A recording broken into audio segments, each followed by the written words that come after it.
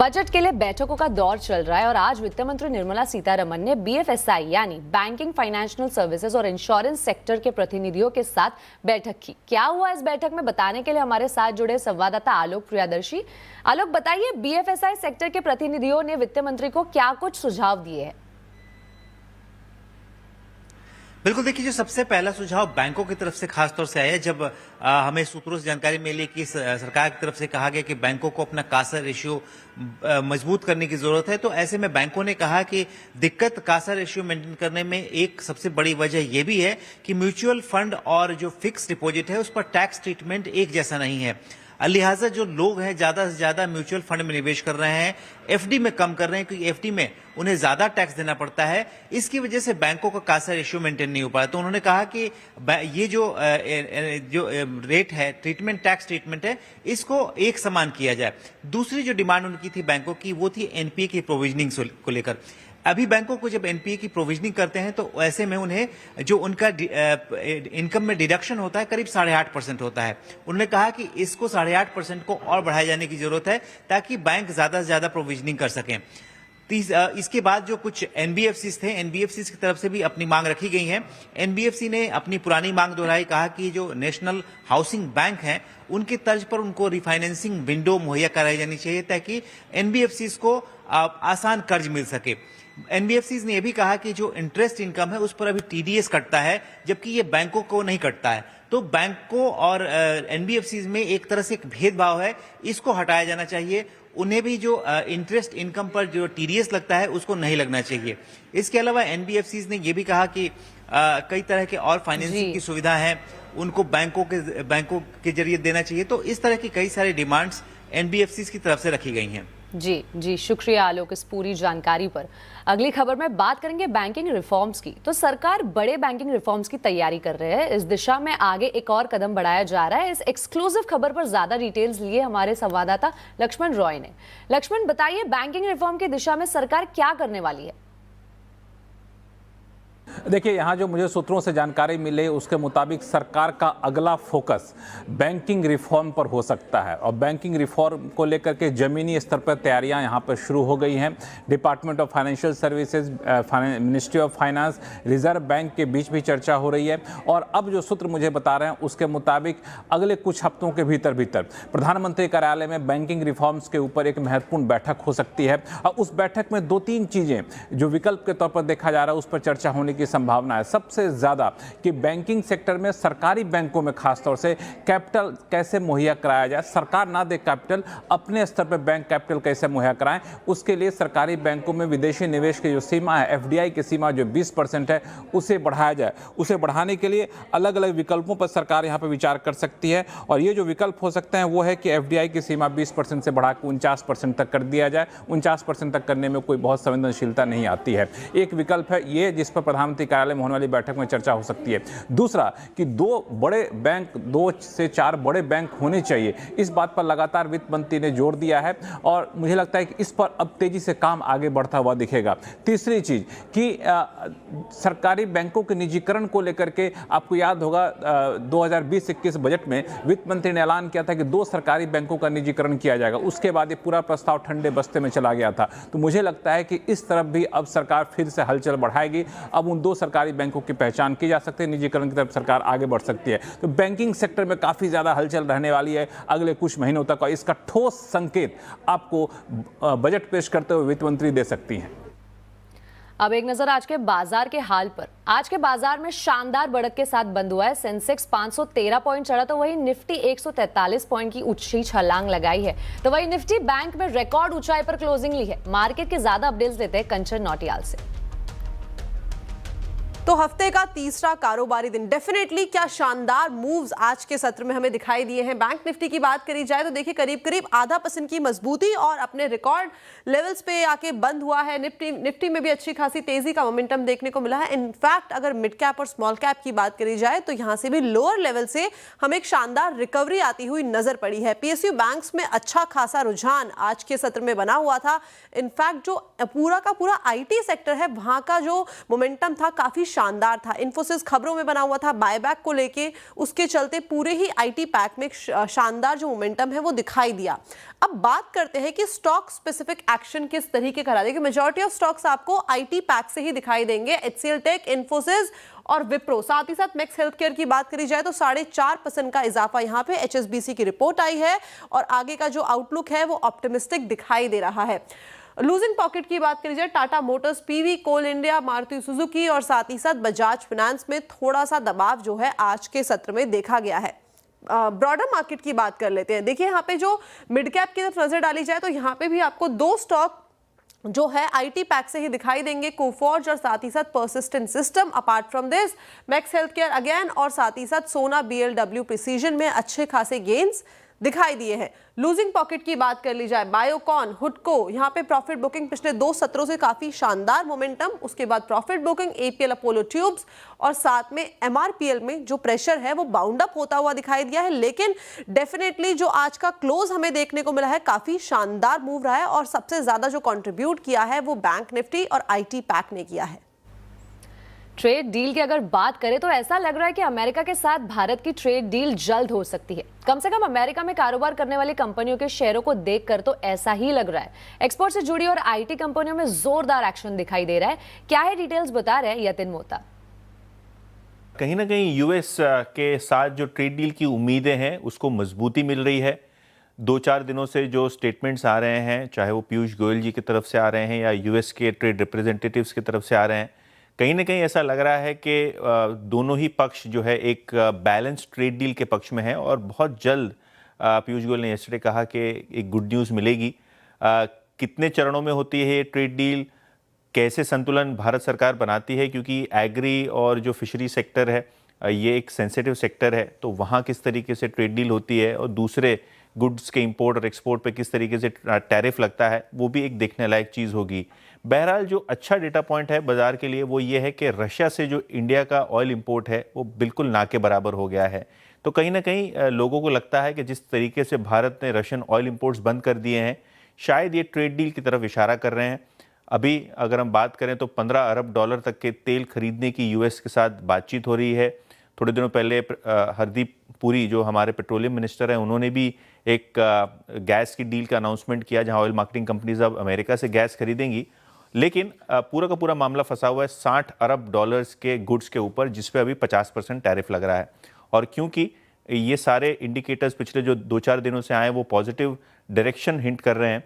आज हम देखेंगे तो आईटी स्टॉक्स अच्छे खासे मोमेंटम में है।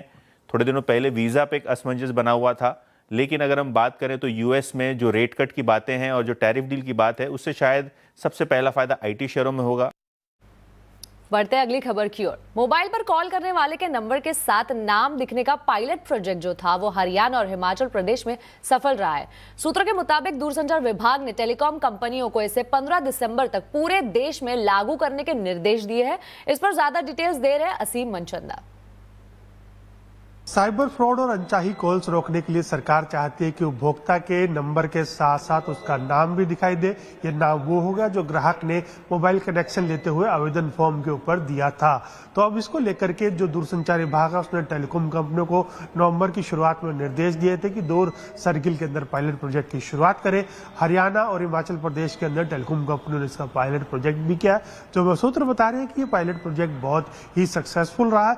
दूरसंचार विभाग ने इसको लेकर के एक बैठक भी टेलीकॉम कंपनियों के साथ बुलाई थी और बैठक में निर्देश दिए कि आप 30 नवंबर तक इस योजना को पूरे देश के अंदर लागू करें। शुरुआत में टेलीकॉम कंपनियों को अपने नेटवर्क के ऊपर ये प्रोजेक्ट शुरू करना पड़ेगा और उसके बाद टेलीकॉम कंपनियों को कहा गया कि 15 दिसंबर तक आप तैयारी करें कि ये प्रोजेक्ट, इस सुविधा का फायदा सभी लोग पूरी तरह से उठा पाए। तो अब टेलीकॉम कंपनियां जल्दी इस सुविधा की शुरुआत कर देगी। उसके बाद जो भी आपको कॉल करेगा आपको उसका नाम भी पता चलेगा। तो इससे जो साइबर अपराध है वो भी कम होंगे और जो अनचाही कॉल्स है उसके ऊपर भी रोक लगेगी।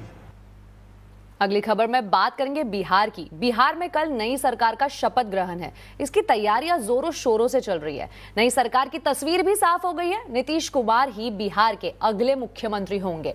आज नीतीश कुमार को एनडीए विधायक दल का नेता चुन लिया गया है, तो वहीं सम्राट चौधरी को बीजेपी विधायक दल का, जबकि विजय सिन्हा को उपनेता चुना गया है। इस तरह नीतीश कुमार 10वीं बार बिहार की बागडोर संभालेंगे। सूत्रों के मुताबिक बिहार की नई सरकार में मुख्यमंत्री के अलावा 2 उप मुख्यमंत्री और करीब 18 से 20 मंत्री शपथ ले सकते हैं। तो बिहार पर ही ज्यादा अपडेट्स लेते हैं। बिहार में जो हलचल चल रही है, इसके लिए ज्यादा अपडेट्स लेंगे हमारे संवाददाता हमारे साथ जुड़े हैं अमित कुमार। अमित, नीतीश कुमार को एनडीए विधायक दल का नेता चुन लिया गया है। अब बिहार में नई सरकार कैसी होगी, किस पार्टी के कितने मंत्री बन सकते हैं, क्या है पूरी जानकारी? देखिए, जो बिहार में अगली सरकार होने वाली है वो कल ओथ लेती हुई नजर आएगी। और अभी हम जहां मौजूद हैं, ये बिहार विधानसभा का ये प्रांगण है और यहाँ पे अंदर सेंट्रल हॉल है। इस बिल्डिंग के जस्ट पीछे में दूसरा जो इसका एक्सटेंशन भवन है वो सेंट्रल हॉल कहते हैं उसको। और वहाँ पे एनडीए घटक दल की जो बैठक है वो चल रही है, जिसमें उपेंद्र कुशवाहा, चिराग पासवान, जीतनराम मांझी, तमाम जो बड़े नेता हैं, सम्राट चौधरी, विजय सिन्हा, सभी ने अपने अपने संबोधन कहे हैं। और थोड़ी देर में एनडीए घटक दल के जो नेता हैं वो नीतीश कुमार को चुने जाएंगे। और उसके बाद वो सीधे ये तमाम जो बड़े चेहरे हैं वो राजभवन के लिए कूच करेंगे और राजभवन जाकर के वहाँ पे अगले दिन यानी कि कल शपथ ग्रहण को लेकर के वो अपना पत्र रखेंगे, राज्यपाल को सौंपेंगे। विधायकों का जो लिस्ट है, सहमति पत्र है, वो देंगे। और जहाँ तक बात रही कि स्वरूप क्या होगा, तो जाहिर सी बात है कि जो सूत्रों से जानकारी मिल रही है उसके मुताबिक जिस तरह से नीतीश कुमार 10वीं बार जो है कल शपथ लेते हुए नजर आएंगे, उनके साथ 2 उप मुख्यमंत्री के तौर पे सम्राट चौधरी और विजय सिन्हा एक बार फिर से उप मुख्यमंत्री के तौर पे शपथ लेते हुए नजर आएंगे। और ज़्यादातर जो मंत्री हैं वो पुराने चेहरे ही जो हैं वो अगले भी नीतीश मंत्रिमंडल में वो नजर आएंगे।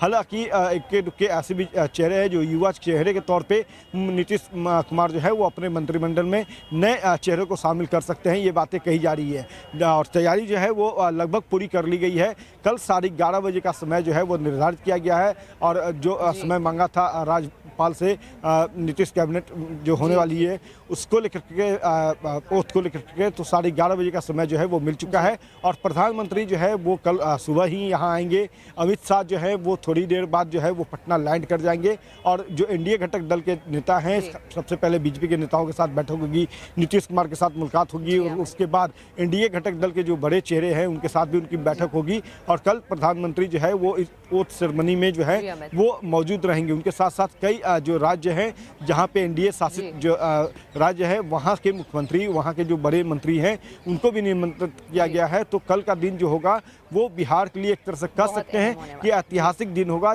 जब 10वीं बार नीतीश कुमार जो है वो ओथ लेते हुए नजर यहाँ पे आएंगे। जी, शुक्रिया इस पूरी जानकारी पर। बढ़ते अगली खबर की ओर। वोट चोरी के आरोप लगाने के मामले में लोकसभा में नेता प्रतिपक्ष राहुल गांधी खुद ही घिरते नजर आ रहे हैं। देश के 272 जाने माने लोगों ने एक खुला खत लिखकर राहुल गांधी पर गंभीर आरोप लगाए हैं। इस पत्र में कई पूर्व न्यायाधीश, ब्यूरोक्रेट, राजदूत और सशस्त्र बलों के दिग्गज शामिल है। इस पत्र में भारत के चुनाव आयोग और अन्य संवैधानिक संस्थाओं पर हो रही जहरीली बयानबाजी और सुनियोजित हमलों पर गहरी चिंता व्यक्त की गई है। पत्र में कहा गया है कि नेता प्रतिपक्ष अपनी चुनावी विफलताओं और हताश को छिपाने के लिए संवैधानिक संस्थाओं को विश्वसनीय और निशाना बना रहे हैं। पत्र में यह भी कहा गया है कि चुनाव आयोग पर लगाए गए आरोप निर्धार है। अमेरिका और यूरोप का उदाहरण देते हुए कहा गया है कि हर जगह अवैध घुसपैठों के खिलाफ सख्ती हो रही है, लेकिन एसआईआर का विरोध कर राहुल गांधी घुसपैठियों को बचाना चाहते हैं। पत्र लिखने का अभिप्राय केवल एक है कि हमारी जुडिशरी, हमारी फौज, हमारा इलेक्शन कमीशन, इसके ऊपर हमें 100% नहीं 200% विश्वास है। और जो उसके ऊपर प्रश्न चिन्ह उठाते हैं, मुझे घोर आपत्ति है। पहले अपने आप को देखें, फिर दूसरे के ऊपर उंगली उठाने का जहमत करें। आप वोट चोरी की बात कर रहे हैं और आपने जो वोट डकैती की है उसके बारे में कुछ चर्चा होगी? वोट डकैती की है और अगर हमारे घर में घुसपैठिया है उसकी हम जांच कर रहे हैं एसआईआर के अंतर्गत, उसमें आपको क्या दिक्कत हो रही है? इसी से जुड़ा है हमारा आवाज अड्डा का टॉपिक भी आज का। राहुल गांधी के वोट चोरी के आरोप संवैधानिक संस्थाओं की छवि धूमिल करने का प्रयास है या इन आरोपों में गंभीरता है? आवाज अड्डा में इसी पर होगी चर्चा। चुनाव आयोग पर सवाल, राहुल की सियासी चाल। जरूर जुड़िए शाम 7:57 पर। नरेंद्र मोदी आज श्री सत्य साई बाबा के जन्म शताब्दी समारोह में शामिल होने आंध्र प्रदेश के पट्टापार्थी पहुंचे। पीएम मोदी श्री सत्य साई बाबा के मंदिर और समाधि पर गए, जहां उन्होंने पूजा अर्चना की। जन्म शताब्दी समारोह में प्रधानमंत्री ने 100 रुपए का स्मारक सिक्का और डाक टिकट भी जारी किया। कार्यक्रम में मुख्यमंत्री चंद्रबाबू नायडू, डिप्टी सीएम पवन कल्याण, एक्ट्रेस ऐश्वर्या राय और सचिन तेंदुलकर भी मौजूद रहे। पीएम ने अपने संबोधन में कहा कि श्री सत्य साई बाबा का ये जन्म शताब्दी वर्ष हमारी पीढ़ी के लिए सिर्फ एक उत्सव नहीं बल्कि एक दिव्य वरदान है। श्री सत्य साई बाबा का यह जन्म शताब्दी वर्ष हमारी पीढ़ी के लिए सिर्फ एक उत्सव नहीं, यह एक दिव्य वरदान है। आज भले ही वे हमारे बीच दैहिक स्वरूप में नहीं है, लेकिन उनकी शिक्षा, उनका प्रेम, उनकी सेवा भावना आज भी करोड़ों लोगों का मार्गदर्शन कर रही है।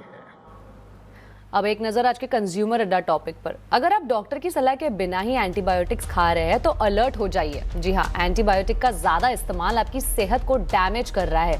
इस पर एक चौंकाने वाली रिपोर्ट भी आई है। क्या है इस रिपोर्ट में और क्या है इसका हल, इस पर आज चर्चा करेंगे शाम 5:57 पर सिर्फ कंज्यूमर अड्डा में। इसी के साथ आवाज समाचार में अभी के लिए इतना ही। आप देखते रहे CNBC आवाज और अपडेटेड रहे खबरों पर।